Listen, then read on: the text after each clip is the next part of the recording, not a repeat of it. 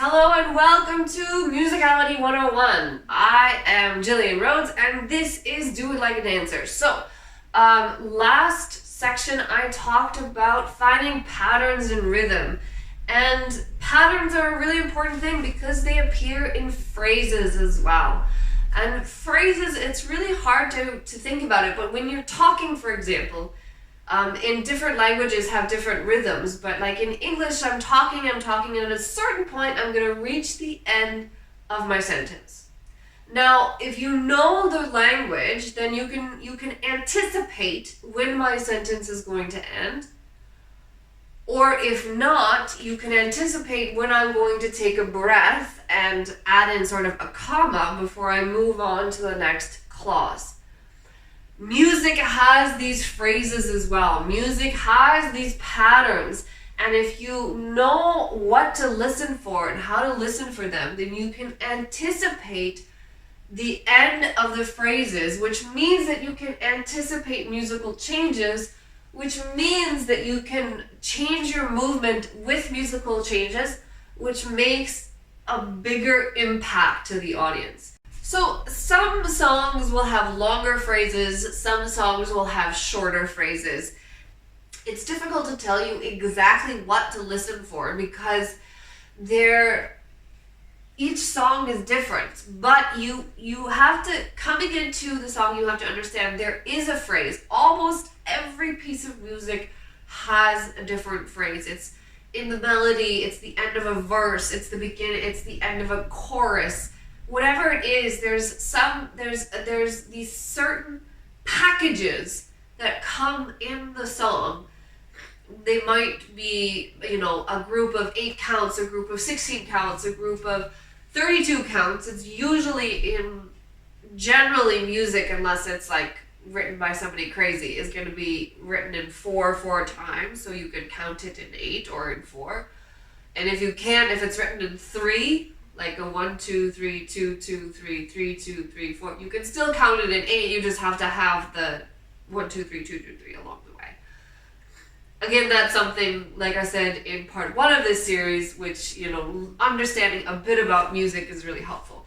The 1, 2, 3 time signature is basically a waltz time signature. So it's quite rare, but if you find a song that's in 3/3 and you're trying to count it in 4, you get very lost. So when I'm coming to a song for the first time, I do listen to the phrases, I listen to the patterns of the rhythm, and then if I really, really, really need to know exactly what's going on in it, then I break it down into counts, and I count in sets of 8, and these sets of 8 correspond usually to phrases.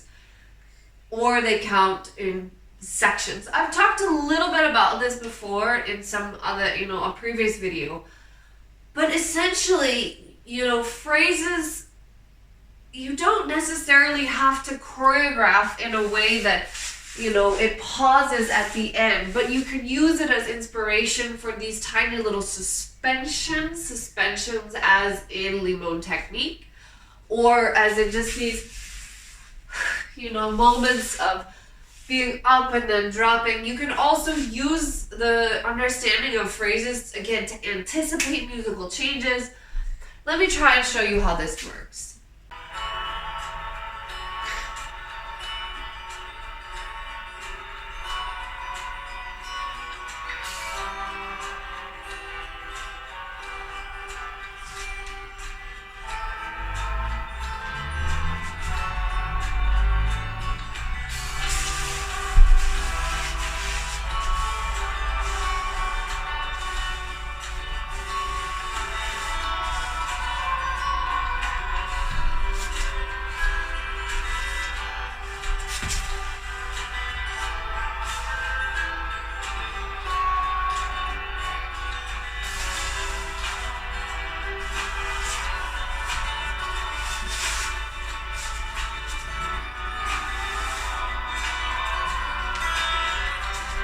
So this song is tricky because it has 2 melodies going underneath it. But nonetheless, there are phrases that I can use. Let's try a different one. So this is a really slow song. It's a very emotional song. But it will nonetheless still have phrases.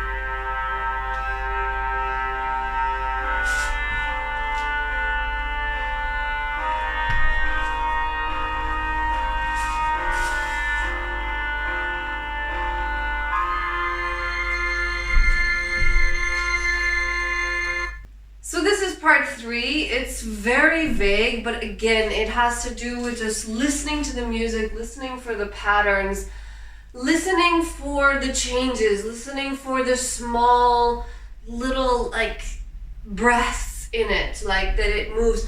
Sometimes, such as its last, it's sometimes difficult to hear, but nonetheless, if you're paying attention to it, if you're looking for those patterns, you will find them. So that's that. I think I'm gonna do a part 4, which has to do with the storytelling and the sort of texture of music, and so stay tuned for part 4.